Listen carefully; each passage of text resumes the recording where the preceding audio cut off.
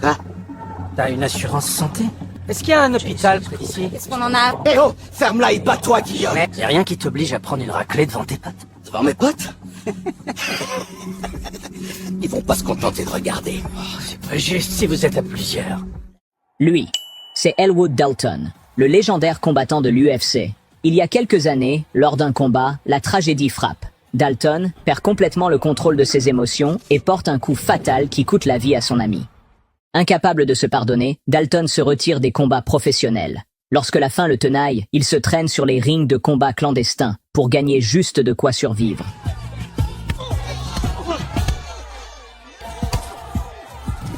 Sur le ring se tient Carter, fier d'avoir remporté plusieurs combats consécutifs et gonflé à bloc. Mais les choses changent très vite lorsque Dalton, le dur dont tout le monde parle, s'avance.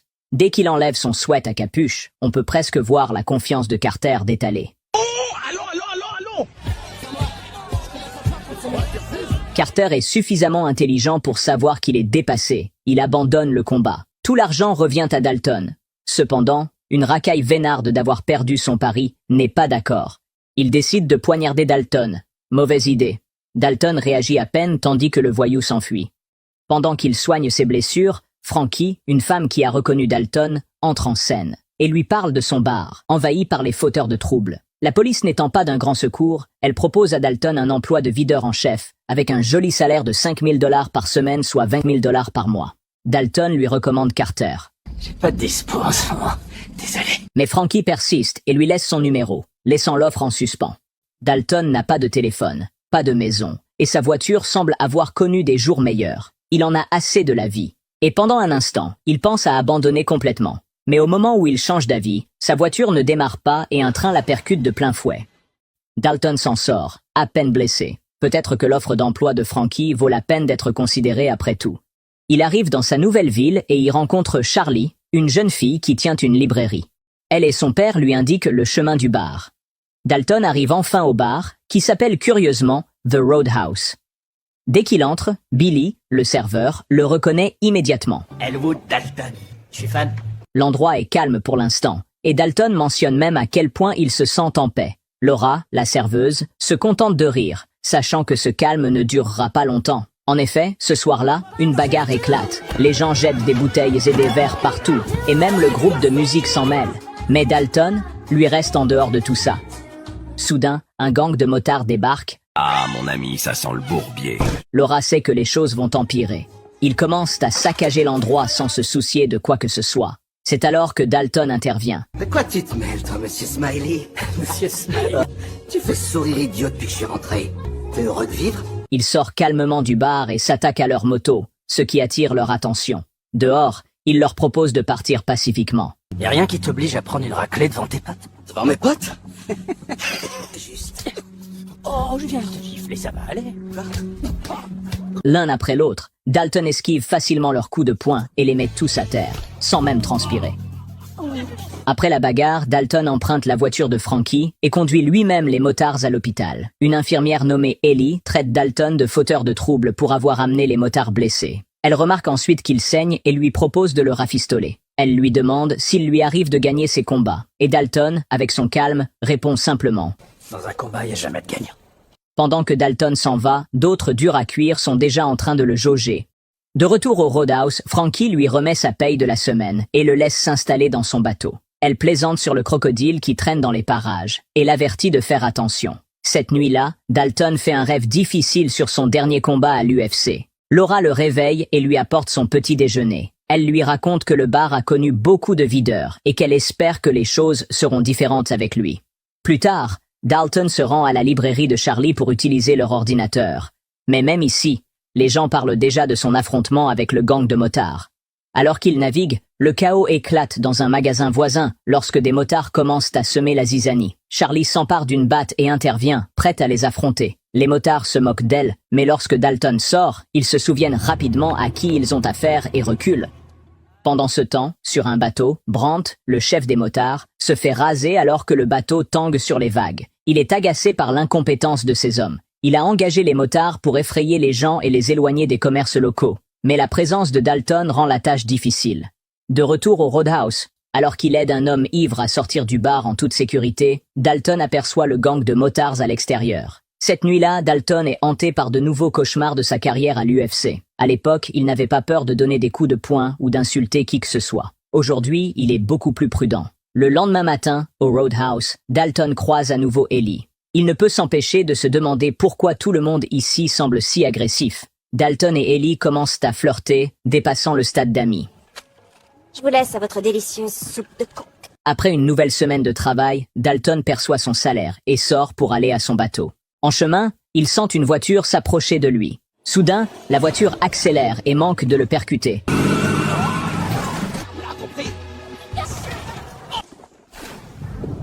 Dalton réussit à survivre, mais lorsqu'il retourne à son bateau, Dell, le chef du gang de motards, l'attend avec une arme.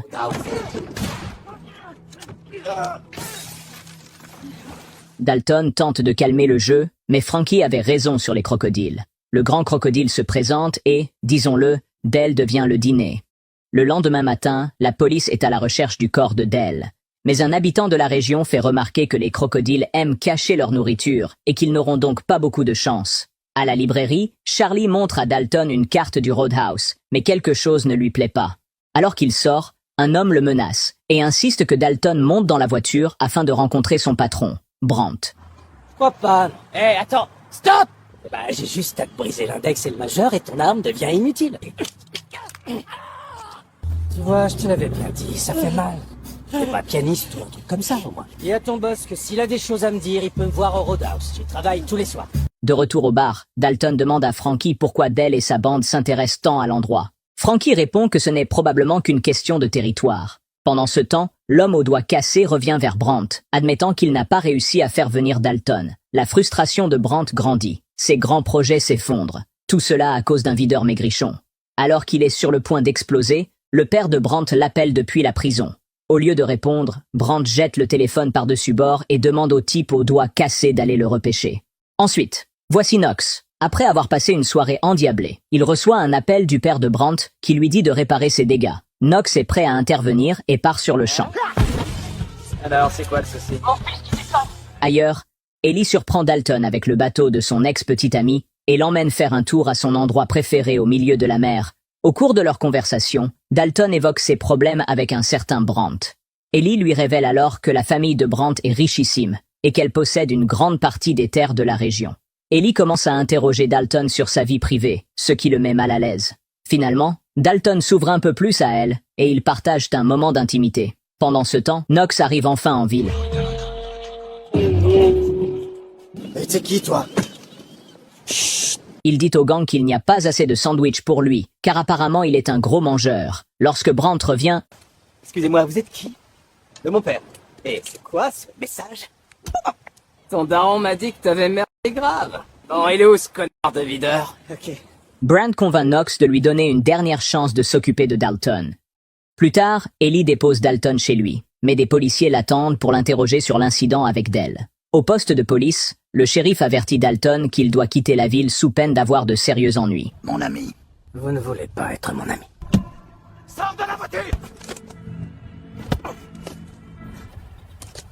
C'est alors qu'Ellie arrive et gifle son père. Elle raccompagne Dalton et lui explique que son père était ami avec le père de Brandt. Mais lorsque le père de Brandt est allé en prison, le shérif a commencé à travailler pour Brandt. Pendant ce temps, les sbires de Brandt se rendent à la librairie pour y semer la pagaille.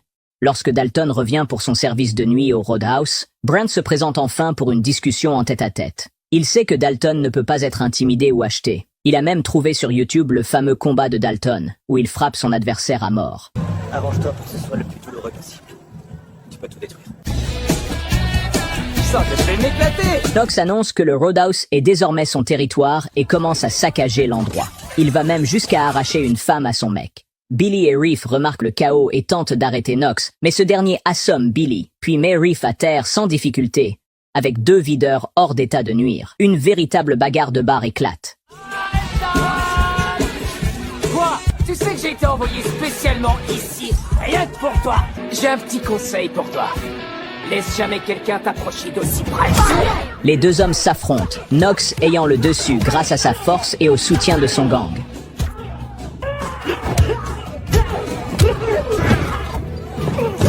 Knox traîne Dalton à l'extérieur. Battu et meurtri, Dalton se lève silencieusement et commence à partir. Au moment où Ellie et la police arrivent, le Roadhouse est en ruine. Pendant que Dalton fait ses valises au bateau, Frankie lui révèle enfin la vérité. Brent veut construire un centre luxueux, et elle est la seule qui s'y oppose. Dalton ne semble pas s'en préoccuper au début, mais Frankie avoue qu'elle est terrifiée. Pendant ce temps, Brent est informé que Dalton est toujours en vie, alors qu'il regarde les plans de son centre. Dalton, qui se rend à l'arrêt de bus, remarque que la librairie de Charlie a été incendiée. Les pompiers lui apprennent que Charlie et son père ont été transportés à l'hôpital. Comme Charlie a été la première personne à l'accueillir en ville, Dalton décide qu'il ne peut pas s'en aller. Il se rend directement chez Brent. Il trouve l'un des hommes de main de Brent et lui fait comprendre que brûler la librairie de Charlie était une grave erreur. Ensuite, Dalton traque un flic corrompu et l'assomme. Il trouve une valise remplie d'argent, assez pour durer toute une vie. Le père d'Ellie arrive au moment où Dalton finit de préparer les explosifs. Il lui dit que Brent a enlevé Ellie et qu'il la tuera s'il ne lui rend pas l'argent. Dalton est sceptique, mais accepte de rencontrer Brent. Il prend un bateau sous le nez de l'ex-petit ami d'Ellie, qui est flic. Knox fait une entrée remarquable dans la propriété de Brent, mais il n'y a personne. Sur le yacht de Brent, le shérif se prélasse et dit que l'enlèvement d'Ellie était un mensonge. Malgré tout, il se trouve que je l'ai enlevé. Dalton lui demande ce qu'il pense de ce retournement de situation. Brent est furieux contre Dalton qui se met toujours en travers de son chemin. Soudain, Knox apparaît à l'horizon. Cela distrait tout le monde, permettant à Dalton de chercher Ellie. Il la trouve enfermée dans une pièce. La pression fait exploser la vitre et il s'échappe. Ellie parvient à monter dans l'un des bateaux, mais Brent est déjà à bord. Il la prend en otage et se dirige vers le Roadhouse pour le détruire. Pendant ce temps, Knox a une violente confrontation avec Dalton. Ce dernier parvient à monter sur le bateau de Brent. T'as appris la géométrie? Brent, furieux, fait demi-tour pour percuter Dalton, mais ce dernier saute sur son bateau juste à temps. Alors qu'Ellie et Brent se battent, Dalton le frappe. Brent survit, et Dalton est déterminé à en finir une fois pour toutes avec lui.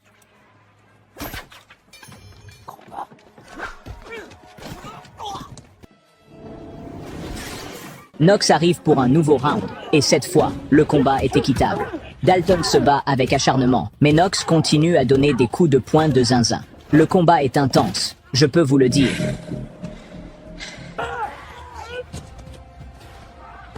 Tu vas te tuer maintenant. Je croyais qu'il fallait ton pote pour ça. Brent demande à Knox de tuer Dalton. Agacé, Knox décide de s'occuper d'abord de lui. Cela donne à Dalton l'occasion de se rétablir. Il utilise des bâtons de bois pour vaincre Knox et finit par l'achever. Dans la scène finale, le bus de Dalton arrive. Et alors que le père de Charlie trouve la valise pleine d'argent et veut remercier, celui-ci est déjà parti.